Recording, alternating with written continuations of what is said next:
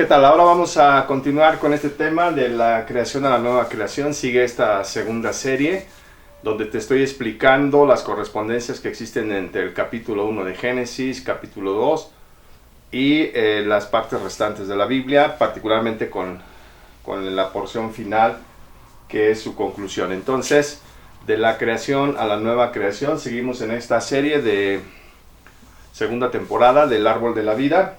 Y bueno, pues ya te he explicado básicamente que la Biblia comienza describiendo la creación y termina explicando la nueva creación. En el principio creó Dios los cielos y la tierra, ese es el versículo inicial de apertura. Y al final, y vi un nuevo cielo y una nueva tierra, porque el primer cielo y la primera tierra pasaron y el mar no existía ya más. Apocalipsis 21:1. Entonces el objetivo de la Biblia es que tú y yo y todos seamos una nueva creación. Una nueva creación. Y esa es básicamente la historia bíblica. De esto ya he hablado muchísimo en los videos anteriores. Apocalipsis 21:5. El que estaba sentado en el trono dijo: he aquí que yo hago nuevas todas las cosas. Escribe, porque estas palabras son fieles y verdaderas. Entonces es la creación y la nueva creación. Los cielos y la tierra, y los nuevos cielos y la nueva tierra. Repito, de este tema ya he hablado. La luz física de la creación, Génesis 1:1 al 3. En el principio creó Dios los cielos y la tierra estaba desordenada y vacía, y las tinieblas estaban sobre la faz del abismo, y el Espíritu de Dios se movía sobre la faz de las aguas, ¿no? En Génesis 1:3, y dijo Dios que exista la luz, y la luz llegó a existir. Bien, pues fíjate lo que dicen estos versículos bíblicos. Dios es luz, explica el apóstol Juan, y no hay oscuridad alguna en unión con él. Primera de Juan 1:5 en la traducción del Nuevo Mundo de 1984. Él es quien revela lo profundo y lo escondido, conoce lo que está en tinieblas, y la luz mora con él, nos dice el profeta Daniel, capítulo 2, versículo 22 en la Biblia de las Américas. El Señor, o Yahvé, Yod-He-Vau-He, YHWH, es mi luz y mi salvación, ¿a quién temeré? El Señor es baluarte de mi vida, ¿quién podrá amedrentarme? Nos dice aquí el salmista, Salmo 27:1, nueva versión internacional. Entonces estos versículos hablan de que Dios es luz. Dios es luz. Entonces la Biblia comienza con el tema de la luz y termina con el tema de la luz. Cuando Jesús estuvo clavado en el Xilón, o en el madero de tormentos, representó un candelabro sagrado que ardía como una especie de zarza ardiente. Recordemos que en la zarza ardiente se encontraba hablándole a Moisés el ángel de Yahvé, o el ángel del Señor, o el ángel del Todopoderoso. Entonces Jesús es la luz del mundo también. El Mesías clavado en un madero en realidad era una menorá o candelabro que ardía, un árbol de la muerte que permitía acceder de nuevo al árbol de la vida en el Edén restaurado. Esto es básicamente lo que era Jesús. Como ya lo he mencionado, aquí están los brazos de Jesús, aquí están su cuerpo, sus pies, y él está como si fuese un candelabro sagrado de 7 brazos, un árbol de la vida. Se encuentra ardiendo en el madero de tormentos, en el xilón, en el leño, porque así se utiliza la palabra griega para describir el instrumento de ejecución en que fue clavado Jesús. Entonces aquí está el candelabro sagrado, el árbol de la vida, y de nuevo es luz que se emite al mundo, ¿ok? Bien, pues la luz espiritual en la nueva creación. Fíjate lo que dice aquí, el concepto de luz también representa la inclusión de toda la Biblia, pues esta comienza hablando de luz y termina hablando de luz, ¿ok? Fíjate lo que dice Apocalipsis 22:1 al 5. Después de esto, me mostró un río limpio de agua de vida, resplandeciente como cristal, que salía del trono de Dios y del Cordero. En medio de la calle de la ciudad y a uno y otro lado del río estaba el árbol de la vida, que produce 12 frutos, dando cada mes su fruto, y las hojas del árbol eran para la sanidad de las naciones. Y no habrá más maldición, y el trono de Dios y del Cordero estará en ella, y sus siervos le servirán, y verán su rostro, y su nombre estará en sus frentes. Y observa lo que dice aquí el versículo 5, no habrá allí más noche, y no tienen necesidad de luz de lámpara, ni de luz del sol, porque Dios, el Señor, o Yahvé Dios, los iluminará y reinarán por los siglos de los siglos. Entonces aquí de nuevo la Biblia cierra con el tema de la luz. En el principio, medio y fin está la luz, ¿verdad? Y aquí se habla de que ya no va a haber maldición.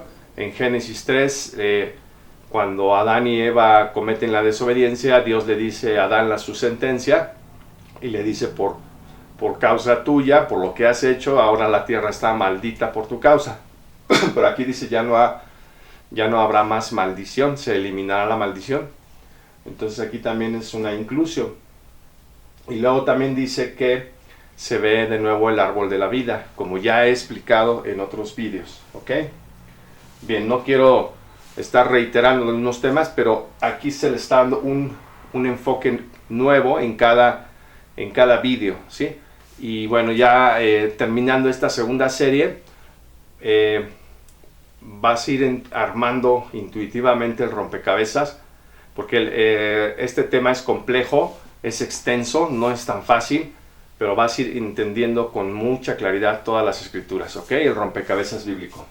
Bien, nota lo que dice este gran diccionario enciclopédico de imágenes y símbolos de la Biblia, que ya he citado en varias ocasiones. Dice con respecto al tema de la luz, la Biblia está envuelta por el simbolismo de la luz, tanto de forma literal como figurada. Al principio de la narrativa bíblica, la luz surge de la primera cosa creada, Génesis 1, 3 al 4. Al final de la historia, la luz de Dios arrastra toda huella de oscuridad, obviamente una luz espiritual o una luz figurativa. No habrá allí más noche y no tiene necesidad de luz de lámpara ni de luz de sol, porque Dios el Señor los iluminará, ¿sí? Aquí está hablando de Yod, He, Bau, He, o sea, YHWH, Yahweh, ¿sí? Apocalipsis 22:5, Reina Valera revisada de 1960. Entre estos dos faros, el simbolismo de la luz hace casi 200 apariciones, con la luz emergiendo como uno de los símbolos principales más complejos de la Biblia. Entonces, si la Biblia empieza con la luz y termina con la luz, con el concepto de luz, habla de una luz física y termina hablando de una luz espiritual, la creación física y luego la nueva creación espiritual. Y en el interior de la Biblia, en todo el grueso de la Biblia, hace a más de 200 alusiones a la luz, particularmente a la luz figurada de tipo figurativo o luz espiritual, ¿no? Porque cuando dice Dios es luz y no hay oscuridad en él, está hablando de la luz de la verdad, la luz espiritual, la luz moral, la luz del conocimiento también, ¿ok? Entonces, la luz envuelve a todo el relato bíblico, así como ya vimos, va desde el tiempo indefinido hasta el tiempo indefinido, desde la eternidad hasta la eternidad, y luego se presenta el Padre, el Hijo y el Espíritu Santo, se vuelve a presentar al final también el Padre, el Hijo y el Espíritu Santo, como si fuera la firma de inicio y la firma de final. Y luego se empiezan a presentar precisamente todos estos motivos simbólicos, ¿no? Como el Espíritu Santo en la creación, el Espíritu Santo en la nueva creación, el Hijo, el Verbo, el Logos, la palabra de Dios en la creación, el Verbo en la nueva creación. Y luego aquí tenemos la luz y la oscuridad, la luz, y finalmente en la nueva creación también la luz, ¿ok? Entonces ve cómo se va formando el sándwich bíblico. Aquí tenemos una especie de hot dog, de perro caliente o de sándwich, y observa ahora cómo se va formando entonces el sándwich bíblico. También del sándwich bíblico ya he hablado en otros vídeos, pero fíjate lo que dice el mismo diccionario, ¿ok? Que cité ahorita. Dice, entre el Génesis y el Apocalipsis, a manera de sándwich o emparedado, se encuentra el árbol, el madero, la cruz de la salvación, en lugar definitivo de la maldición y la bendición, del juicio y la sanación. El apóstol Pablo en Gálatas 3:13 habla de la maldición del Salvador, que cargó con el pecado y fue clavado en el madero. Un tema tratado también por el apóstol Pedro, 1 de Pedro 2:24. Estos echan mano de la tradición del Antiguo Testamento, Deuteronomio 21:23, que dice que una persona ejecutada en un madero cae bajo la maldición de Dios. Cristo la sufrió para dar lugar a la destrucción de la muerte y la renovación de la vida y la inmortalidad por medio del Evangelio. Todo esto vino por medio del árbol, el árbol de la vida. También ya he estado hablando de esto, pero estoy citando a estas fuentes de consulta para que percibas que no solamente un servidor ha llegado a esas conclusiones, sino también otros estudiosos de la Biblia, de diferentes, vamos a decir, de diferentes escuelas de pensamiento, han llegado exactamente a las mismas conclusiones. Entonces, ¿recuerdas lo que dice? Vamos a leer Deuteronomio 21:23, aquí en la traducción del Nuevo Mundo, que es la que usan comúnmente los testigos de Jehová. Pero aquí estoy usando la traducción del Nuevo Mundo de 1984, que es más precisa que la de 2013, porque la de 2013 ya yo no estoy seguro de que esté leyendo la palabra de Dios en esta, y en esta todavía tengo cierta seguridad, hasta cierto grado. Deuteronomio 21:23, de hecho, déjame decirte que ninguna traducción de la Biblia es así como perfecta. Entonces, por eso estoy citando de varias, porque cada traducción de la Biblia está muy atada a la dogmática o a la teología de los traductores.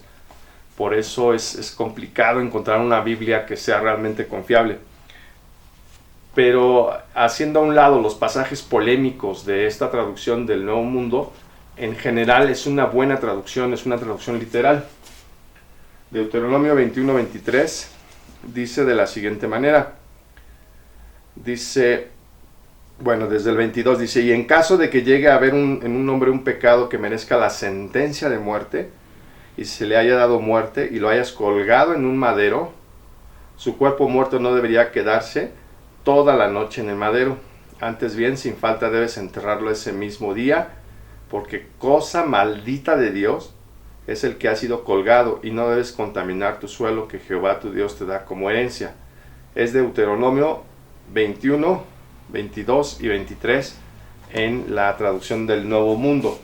Bien, entonces aquí dice: es una cosa maldita el que es colgado en un madero, ¿sí? Aquí utiliza en un madero.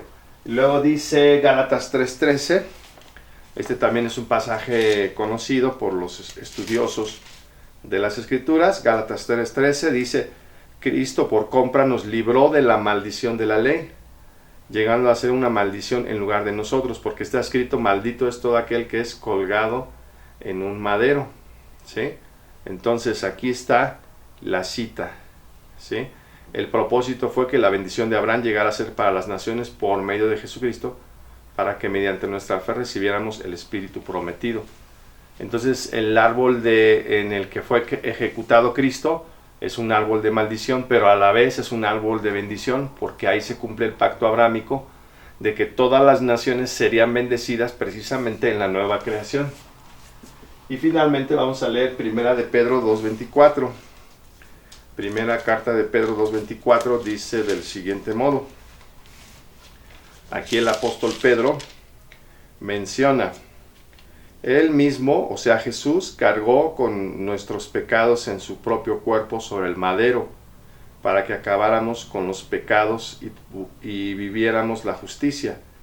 Y por sus heridas ustedes fueron sanados, ¿sí? Entonces, ese es el objetivo, acabar con nuestros pecados, ¿ok? Es lo que dice el apóstol Pedro. Bueno, con esto terminamos esta cita de este diccionario, y vamos a ver entonces la Biblia cómo se asemeja de nuevo a un emparedado cuyas tapas de pan representan la maldición y la liberación de esa maldición. Haz de cuenta que aquí está la maldición en esta tapa de pan y aquí está la liberación, en la tapa de pan de abajo está la liberación definitiva de esa maldición, ¿sí? Entonces esa maldición, dice, ya no habrá más maldición en la nueva creación. Maldita está la tierra por tu causa, le dijo Dios a Adán, ¿ok? Después de su transgresión. Entonces aquí ya la tierra deja de estar maldita. ¿Y quién carga esa maldición? No solamente de la Torá o de la ley de Moisés. La instrucción, la palabra Torá significa instrucción en hebreo, pues la carga precisamente Jesús en el madero. Por eso es muy importante la muerte y la resurrección de Jesús. Entonces, la Biblia se asemeja a este emparedado, cuyas tapas de pan representan la maldición y la liberación de esa maldición, la enfermedad y la sanación. Aquí está la enfermedad, la tapa de arriba, y la tapa de abajo es la sanación, ¿sí? El fármacos, el fármaco, el medicamento que se administra para sanar es precisamente la muerte de Jesús. La enfermedad y la sanación, la degeneración y la regeneración, el paraíso perdido, el paraíso restaurado, la creación, la nueva creación. La luz inicial, la luz final.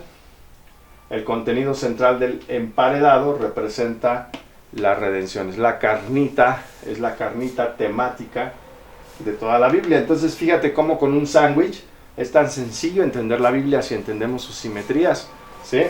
Aquí está su apertura, su cierre textual, y en el centro se encuentra su clímax. El tema climático es la muerte y la resurrección de Jesús, ¿ok? Entonces, Cristo es el centro, Cristo es la carnita del sándwich, es el jamón, es la rebanada de carne que se encuentra en el centro, por decirlo así, hablando en sentido figurativo. El teólogo católico español Javier Picasa explicó lo siguiente con respecto a las enseñanzas del teólogo protestante Oscar Cullmann. Aquí está, este es el libro en el cual, del cual estoy citando. En su portada está Oscar Cullmann, y aquí tenemos a Oscar Cullmann, y este es Javier Picasa, un teólogo católico español. Como podrás ver, estoy citando a teólogos de diferentes denominaciones, por ejemplo, católicos, protestantes, testigos de Jehová. Después voy a citar de la Iglesia Ortodoxa, ¿sí?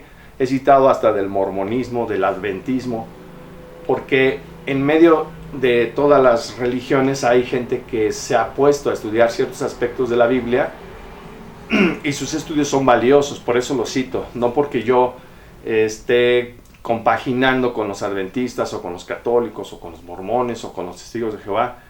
Yo no compagino con nadie más que con la Escritura, pero los cito para que veas que no solamente yo he llegado a esas conclusiones, y además para darle una perspectiva multidisciplinaria a mi exposición, es decir, no dogmática, sino que veas que otros, no importa el paradigma teológico religioso al que pertenezcan, han llegado exactamente a las mismas conclusiones, ¿ok?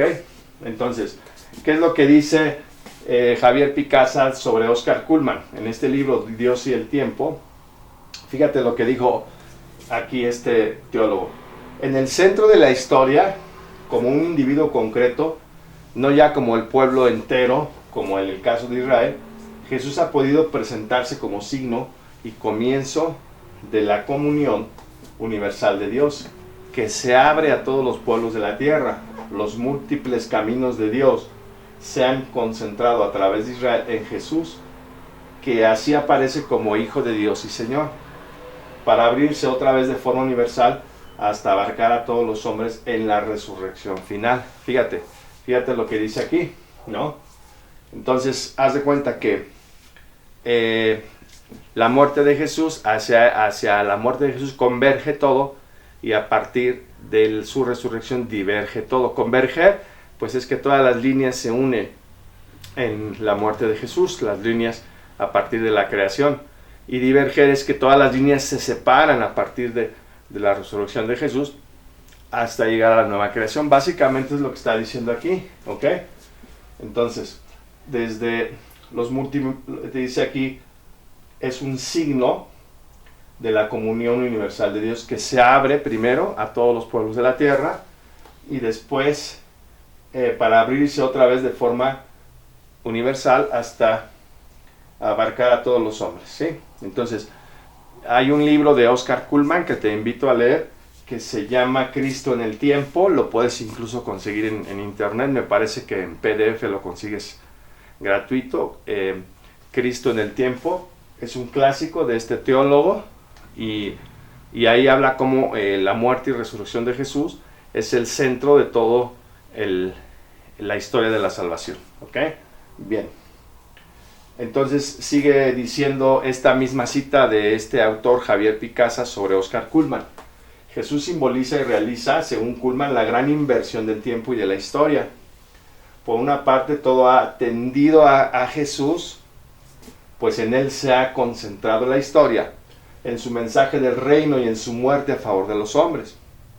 Ahí converge, ¿no? En su muerte. Aquí dice en su muerte a favor de los hombres. Desde esta perspectiva, Cullmann ha destacado la función mediadora de Jesús como siervo de Yahvé, como hijo del hombre. Acuérdate de Isaías 53, que habla del siervo de Yahvé, en quien se condensa e invierte la historia anterior de la humanidad, que parecía dirigida a la muerte, terminando así en el fracaso de todas las esperanzas, ¿sí? Es decir, la muerte de Jesús en el madero representa el fracaso de todas las esperanzas del ser humano, aparentemente.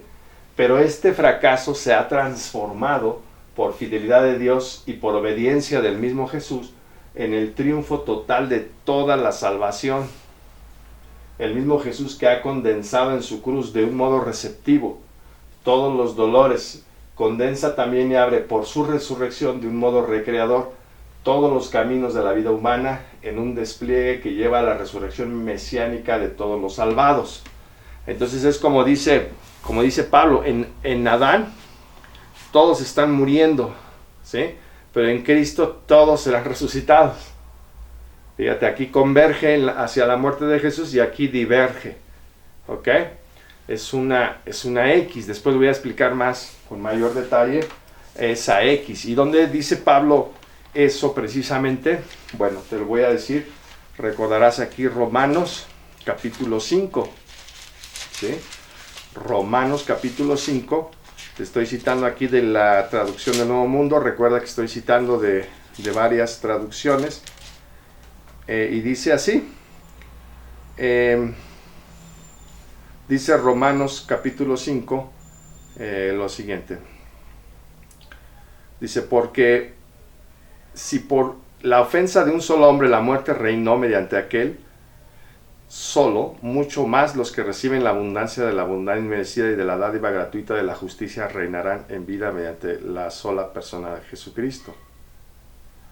Así pues, como mediante una sola ofensa el resultado de toda clase de hombres fue la condenación, asimismo también mediante un solo acto de justificación el resultado de toda clase de hombres es declararlos justos para la vida eterna.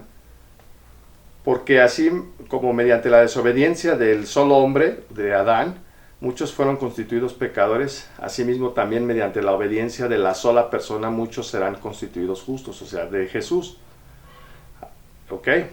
Entonces aquí esto está diciendo precisamente esto. Aquí ya después te voy a hablar del paralelismo que existe entre el Adán y el último Adán. Entre Adán, el del paraíso original, y el último Adán, que es Jesucristo, el del paraíso restaurado.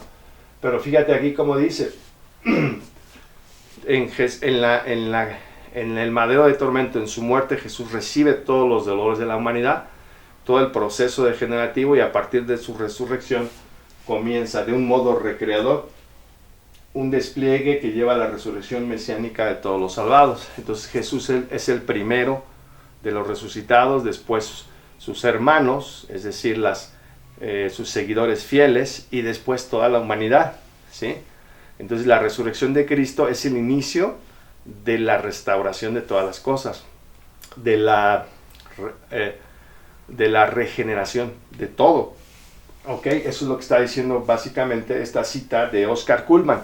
Bien, continúa diciendo la cita lo siguiente: ciertamente los cristianos esperan la manifestación final de Jesús, la culminación de la historia. Por eso le confiesan como Mesías.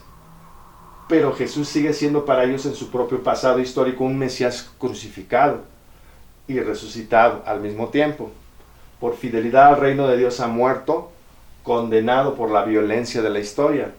Dios mismo le ha resucitado, mostrándose Señor y Salvador para la historia. En cuanto a Señor Pascual, Jesús aparece como Hijo de Dios, siendo un hombre verdadero. Él pertenece al misterio de Dios, brota de su misma vida eterna, participa de su esencia, es decir, de su historia y gracia salvadora. Y la cita finaliza así: de esta forma se vinculan paradójicamente el fracaso humano. Los representantes del poder han matado a Jesús para defender sus privilegios, y la potencia creadora de Dios, que inicia y funda en ese Jesús crucificado el camino y plenitud de la nueva humanidad. De esta forma convierte Jesús el camino de la historia,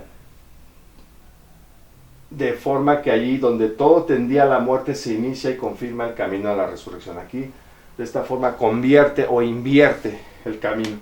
Entonces esto es una figura retórica que se llama antimetábole. Primero viene así y luego experimenta un giro en sentido contrario. ¿Sí? Voy a poner un ejemplo así.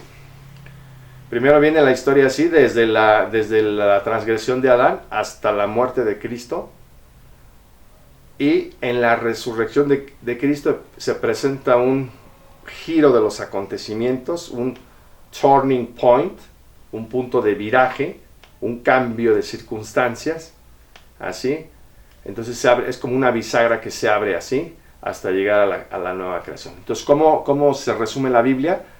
Aquí está es una bisagra, ¿no? Aquí está la creación, y cuando llega a su culminación la creación, que es la muerte de Cristo, ahí se detiene el proceso degenerativo, pero con su resurrección empieza a abrirse la bisagra para llegar así a una nueva creación, ¿sí? Esto es una maravilla, es una bisagra. Después te voy a explicar más eso también de la bisagra, ¿ok? Y fíjate lo que dice este libro que se llama Ayuda para entender la Biblia, publicado en 1998 por los Testigos de Jehová.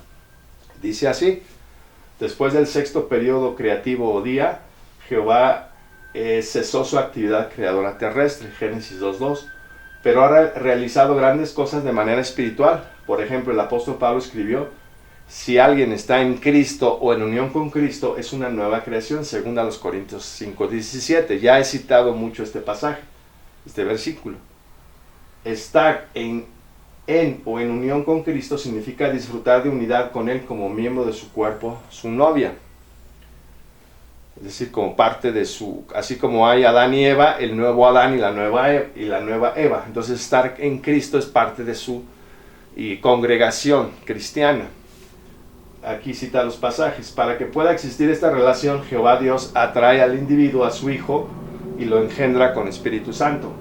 Como Hijo de Dios engendrado por Espíritu es una nueva creación, con la perspectiva de compartir con Cristo Jesús el reino celestial. Y aquí cita estos versículos del Evangelio de Juan. Ese libro ayuda para entender la Biblia en la sección creación, ¿ok? Entonces, de esta manera, vamos a ver que veamos cómo católicos, protestantes, ortodoxos, testigos de Jehová, mormones, hay ciertos puntos de convergencia en varios grupos religiosos al respecto, ¿no? Entonces, pues aquí te voy a dejar con este video. El siguiente te voy a explicar otros aspectos. Te voy a explicar precisamente otros aspectos de cómo se habla en Génesis de la creación del mar, y en Apocalipsis dice que ya no habrá mar. ¿En qué significa esto? Que ya no habrá mar. No te pierdas el siguiente video, ¿sale? Hasta nos vemos en el próximo video.